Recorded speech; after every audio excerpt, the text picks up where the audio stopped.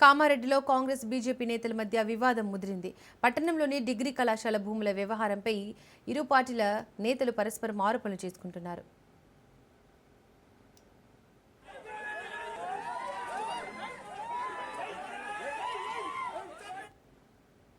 తాను తప్పు చేసినట్లు నిరూపిస్తే రాజకీయాలు వదిలేస్తానన్నారు ఎమ్మెల్యే వెంకటరమణారెడ్డి. డిగ్రీ కాలేజీ భూముల్లో 1 గజం ఆక్రమించినట్లు తేలినా రాజీనామా చేస్తానన్నారు. కాంగ్రెస్ నేత షబ్బీర్ అలీకి సవాల్ చేశానని ఎన్ని కేసులు పెట్టినా భయపడేది లేదన్నారు.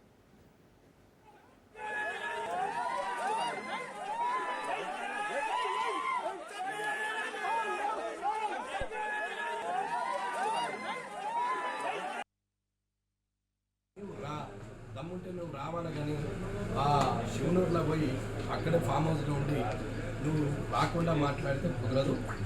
నీ కుక్కలు ఎన్ని ఒరినా ముఖ్యంగా 3 బాగా ఒరుతున్నారు. ఆ 3 సంగతి తర్వాత చూస్తా. కానీ ఇవాళ నోటికి వచ్చినట్టు మాట్లాడితే భాష రాక కాదు, నాకు మాట్లాడరాక కాదు, కానీ ఉండాలనే కారణంతో ఇంకా ఓపిక పడుతుంది. నీతిగా నిజాయితీగా మేమున్నాం. అది తప్పు జరగలేదు. ప్రూఫ్ చేయాల్సిన బాధ్యత ప్రభుత్వానికి ఉంది, అధికారులకు ఉంది.